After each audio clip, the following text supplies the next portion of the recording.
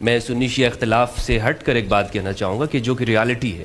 میں آل رسول ہوں, لوگ میری عزت کرتے ہیں, میرے گھٹنوں کو ہاتھ لگاتے ہیں, لیکن میرے پاس کھانے پینے کو نہیں ہے, میں مانگ نہیں سکتا ہوں, تو میں کیا کروں؟ میرے پاس بھیک مانگنے کے سوا اور کوئی راستہ نہیں بچا.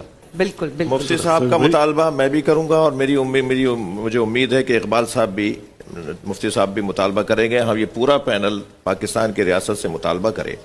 سادات پہ صدقہ زکوٰۃ حرام ہے.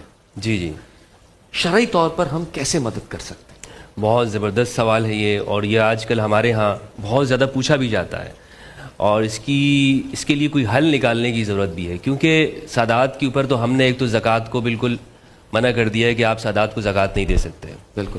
اور یہ میں سنی شیعہ اختلاف سے ہٹ کر ایک بات کہنا چاہوں گا کہ جو کہ ریالٹی ہے وہ یہ کہ ہم ان لوگوں کا کیا انتظام کریں گے کہ جن کے پاس کچھ نہیں ہے اور وہ سادات ہیں.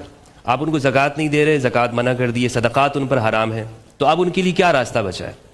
مثلا ایسے بہت سارے واقعات میرے پاس آئے ہیں کہ ہمدرد بھائی اب میں کیا کر لوں, میں سید ہوں, میں آل رسول ہوں, لوگ میری عزت کرتے ہیں, میرے گھٹنوں کو ہاتھ لگاتے ہیں, لیکن میرے پاس کھانے پینے کو نہیں ہے, میں مانگ نہیں سکتا ہوں, تو میں کیا کروں؟ میرے پاس بھیک مانگنے کے سوا اور کوئی راستہ نہیں بچا.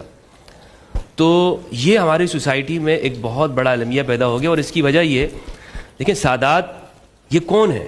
یہ جو ہم کہتے ہیں نا کہ ان پر صدقہ حرام ہے, اس کو غور تو کرے کہ یہ کیوں کہا گیا. اس لیے کہ یہ رسول کے گھرانے کے ہیں, یہ رسول کی فیملی ہے. یعنی اگر ہم رسول کے زمانے میں ہوتے, ہم سب آج کے مسلمان ہم سرکار کے زمانے میں ہوتے, تو کیا سرکار کے بچوں کے لیے ہم یہ سوچ رہے ہوتے کہ میں ان کو زکوٰۃ دوں گا؟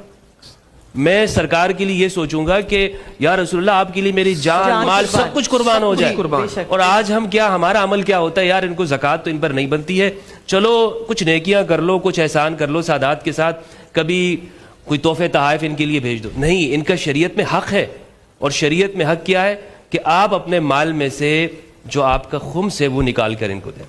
اب یہاں پر ہمارے اہل سنت والجماعت کے اندر امام شافعی شوافع میں خمس کا باقاعدہ ایک سلسلہ موجود ہے.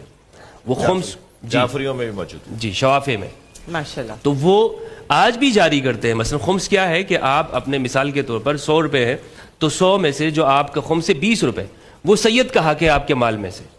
آپ اندازہ کریں. اب اس کے لیے میں چاہوں گا کہ زکوٰۃ تو ہم نہیں دے رہے ہیں سادات کو, اور خمس بھی ہم سنی ہم تو نہیں دیتے ہیں, مطلب ابھی اس کو منسوخ سمجھتے ہیں, لیکن حالانکہ شوافع کے ہاں یہ جاری ہے.